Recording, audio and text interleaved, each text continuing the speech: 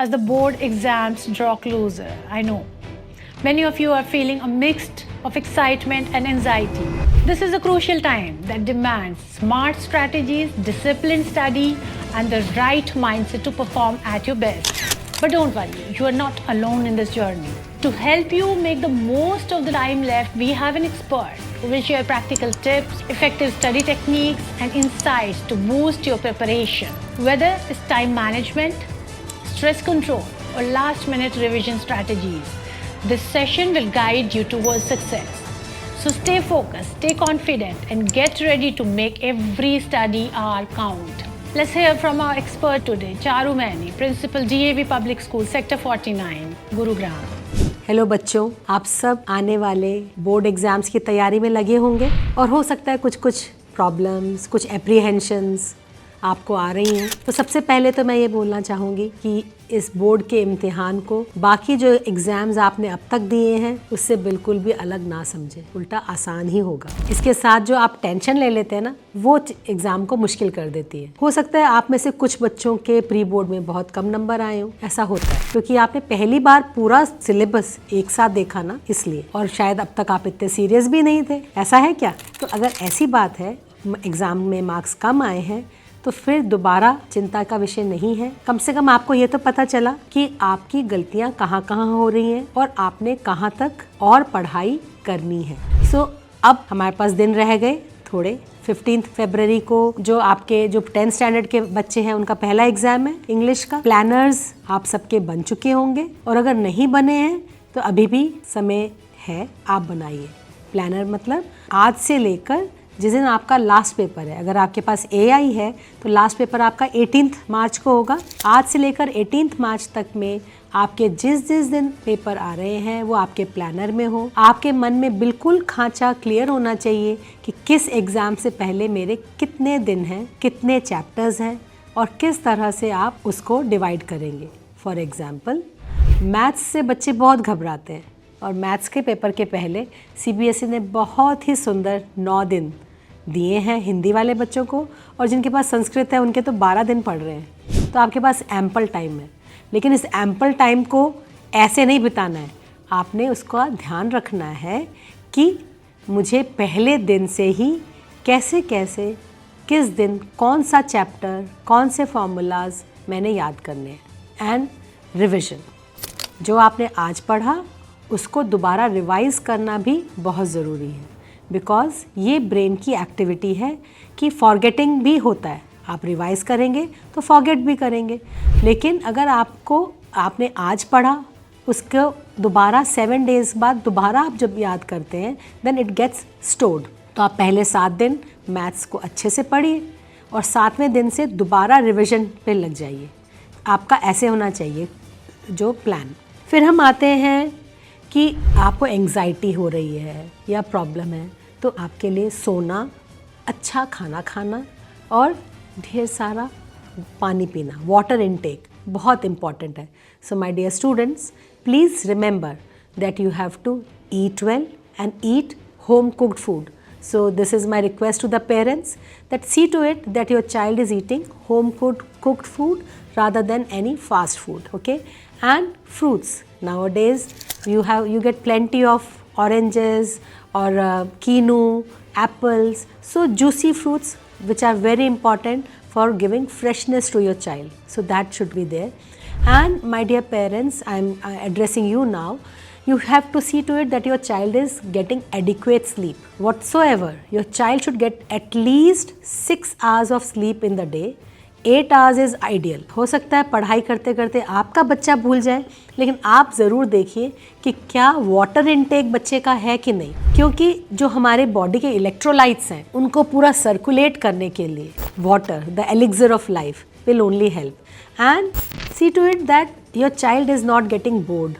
In between, you are talking to your child, trying to understand. Maybe that's not your subject, but just talking to them, how's it going, kaise ho, that will also help. Another thing, many a time some parents feel that giving long sittings for study is good, but I'll tell you that is actually not the way that we should study. Another thing, my dear parents, that we all should remember and also sensitize our children about, that having long sitting hours is actually not a good practice. Actually, when we start studying, there is a peak in increase of concentration, and then that peak starts falling. Once it falls, then to take it up again takes long time. So what we have to remember, that after 45 minutes or 1 hour, the child should get up. घर में थोड़ा उठ के पानी वानी पीजिए, थोड़ा अगर मम्मी है या पापा हैं, घर में कोई दादी है या नानी है, उनके साथ थोड़ा मिल के स्माइल करके फिर वापस अपनी सीट पे आएँ। और जो पिछले 1 घंटे में पढ़ाई करी थी ना आपने, उसको थोड़ा उसके नोट्स लिखें। खाली पॉइंटर्स हो सकते हैं,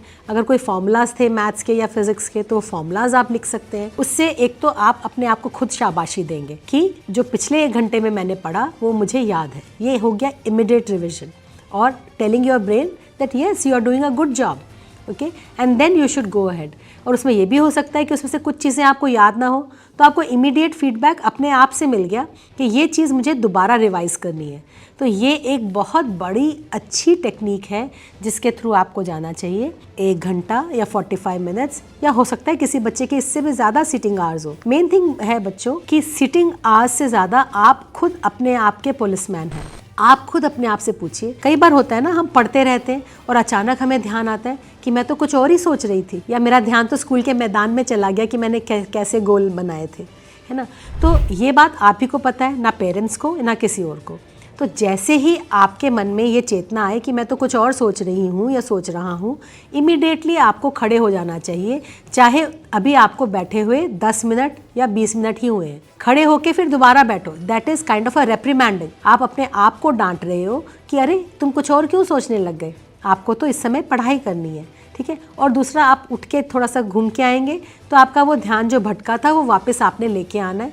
लेकिन जितनी बार आप बैठेंगे तो उससे पहले जो पढ़ाई करी थी ना, उसके नोट्स आपने ज़रूर लिखने हैं, ताकि आपको ये पता चले कि आपने कितना पढ़ा है। कई बार ऐसे होता है, आप 2 घंटे तक एक पूरा लेसन पढ़ लिया, आपने 3, 4, 5 पेज किसी पुस्तक के पढ़ लिए, और फिर बाद में जब आप सोचते हैं तो आपको लगता है कि आपको कुछ भी पता नहीं कि आपने पढ़ा क्या है।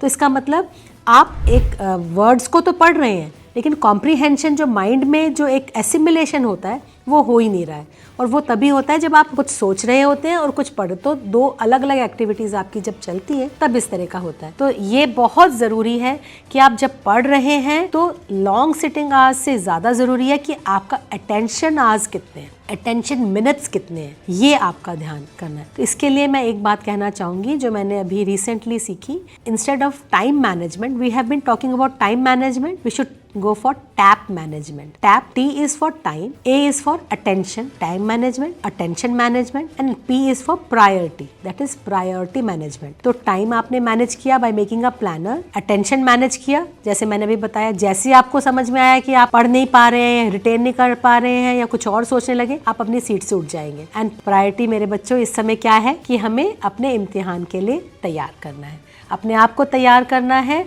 तो इस समय फ़ोन बिल्कुल दूर, इलेक्ट्रॉनिक मीडिया बिल्कुल दूर, you don't need them, you already have your notes, you have your pen, pencil, copy, please make your notes, study, revise, whatever. And priority is also not that you should be just chit-chatting with your friends. Here I would also say the importance of exercise every day. So first I had told you that we have to see to it that our sleep hours are fine, water intake or fluid intake, good food. Another thing which is very important is little bit of exercise daily. Many a times we become so lethargic, हम बैठ के पढ़ रहे हैं, ऐसा बिल्कुल भी नहीं होना चाहिए। आपके लिए एक्सरसाइज भी उतनी ही ज़रूरी है। और लास्ट में my message to the parents and students both is that we have to train our mind and train our body. The human being as such is a lethargic person. We have to tell ourselves कि ये काम हमें करना है। Every day you have to see to it that you take your bath before that, you are dressed well, and you sit on your table to write your exam papers, sample papers. Sample paper writing is very important because that will give you confidence. And this sample paper writing, at least you may be doing 3 or 4 sample papers in a day, but one sample paper you have to do in the same hours, that is from 10:30 AM to 1:30. इससे आपकी body को आदत पड़ जाएगी कि ये वो समय है जब मुझे बिल्कुल अलर्ट रहना है। इस समय में मुझे एकदम अपना mind, body, soul, I have to be there in the examination hall. और आप बहुत अच्छे बच्चे हैं, बिल्कुल बिना घबराए आपने अपने बोर्ड एग्जाम्स को फेस करना है। All the best. Remember, success in exams is not just about hard work. It also needs smart strategies and confident mindset. Believe in yourself, stay consistent, and give it your best shot. We'll share the subject-wise tips in the next videos. Stay connected. All the best.